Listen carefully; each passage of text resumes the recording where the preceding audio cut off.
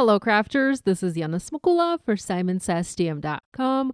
Welcome back for another Yippee for Yana episode. In this video, I'm creating clean and simple birthday cards with the Simon Says Stamp Party Like a Puffin stamp set. Let's jump right in. Here I have all of the images from this stamp set positioned inside my mini MISTI stamping tool, and I'm going to stamp them using alcohol marker friendly ink. I'm using the Hero Arts Intense Black ink today. And by the way, all of the supplies are linked and listed in the video description below. I'm stamping these images onto Simon Says Stamp 130-pound cardstock.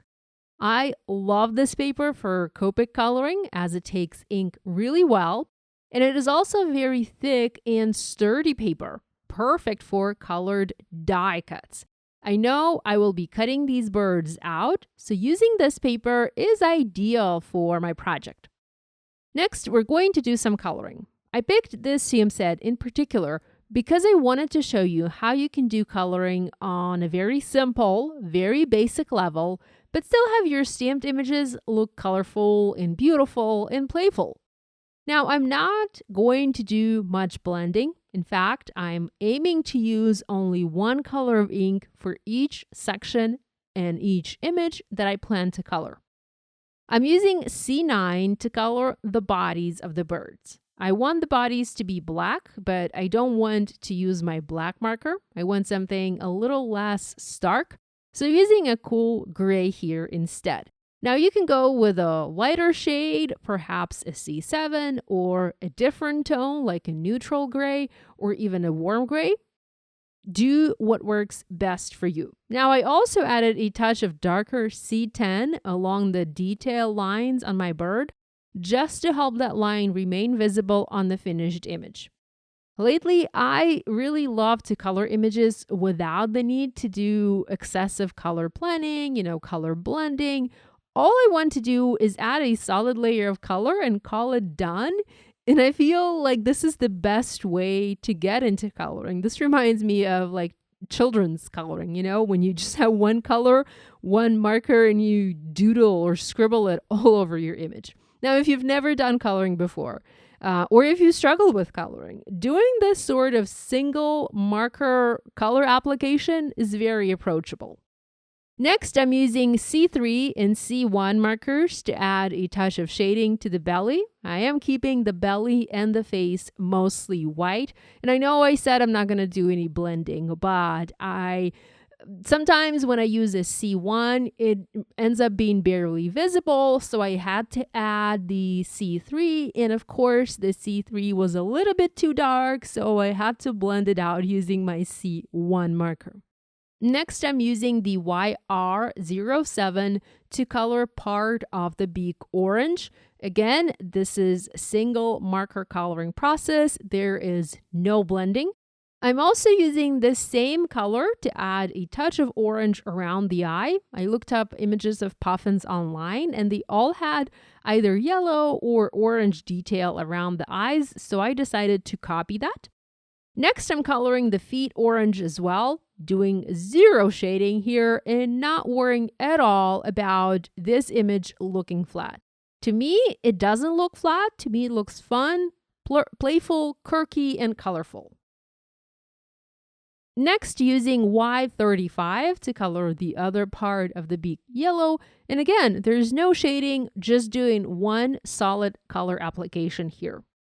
Next, I'm using YG01 to color one of the balloons yellow and YG03 to color the other balloon a slightly darker yellow. So even though I'm using two different shades of yellow, I'm not blending them, I'm not combining them here. I'm using one for one section and another color for another section.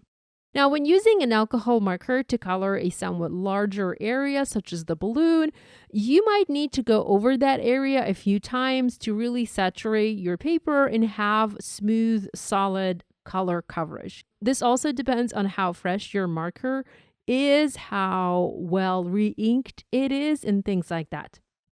Now, there's also a party hat image and a fish tied with a bow image, and I'm using the same marker colors to color these, although I am adding just a little bit of blending and shading here. Now you can color these images using one color, and if you want to add something extra, you can use a white pen to draw lines or polka dots to add interest to the hat. Now I colored the rest of the images using the same principles and the same colors of markers, and next I cut them out using coordinating dies, and look at these adorable cuties. Next, I have a white cardstock panel. This is cut to 4¼ by 5½ inches, and it is placed inside my mini MISTI. I'm going to play with the bird placement to plan my sentiment. What I want to do is I want to go with a grid design here, a 2x2, so have 4 sections on the card, 3 of which are birds, and then the 4th section is a sentiment. This is a super simple layout, and it works for a lot of different images.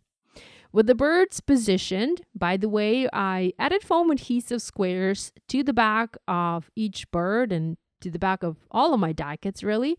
I will be foam mounting these onto my card anyway, so it made sense to add foam adhesive now. And I typically like to do this because you know why? It makes it a lot easier to pick up my die cuts from my work surface. Now my sentiment is going to be a 2-part sentiment. So there's going to be a bottom part and a top part. The bottom part, the longer message, is stamped in gray ink. This is the Simon Says stamp Positively Saturated Ink in color charcoal. The rest of the sentiment, the main part, will be stamped in black. So this gray part is more of a sub-sentiment, an additional message on my project.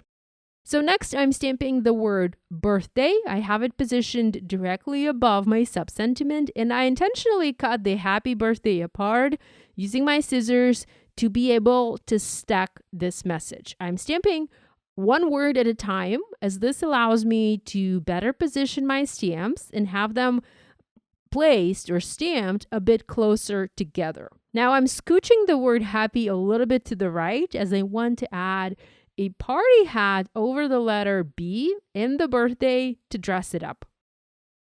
Next, I decided I wanted to trim this panel, so I took 1/8 inch off from each side. So the final panel size measures 4 by 5¼ inches. I added a fog cardstock panel to the front of my A2 top folding card base. I wanted to add a little bit more gray to my card. And next I used a panel of white fun foam, and this was cut slightly smaller than my sentiment panel. And I used it to add dimension to my sentiment panel. So I basically popped the sentiment panel up on my card using the layer of fun foam. With that done, I foam mounted the birds onto the card following that grid layout that I had previously planned. Now I also added the little fish die cuts in between the birds to fill the space in and add interest. Lastly, I pulled some gems from my stash. These are the Spellbinders black gems, and I added a few onto my card, especially notice the 2 small gems next to the word birthday. I really love how the black gems tied together with the black coloring on the birds. Now here are 2 more simple card ideas created using the same supplies and the same techniques. I loved using this stamp set and I just couldn't stop in one card. I was inspired to make more, so I stamped a couple of additional images. I did some more coloring and I made 2 more super simple birthday cards. I hope you like these ideas. If you make a card inspired by this video, we'd love it if you shared your project online and tagged us on social media. We always enjoy seeing what you make. Thanks so much for joining me today. Love you guys, and I'll see you next time.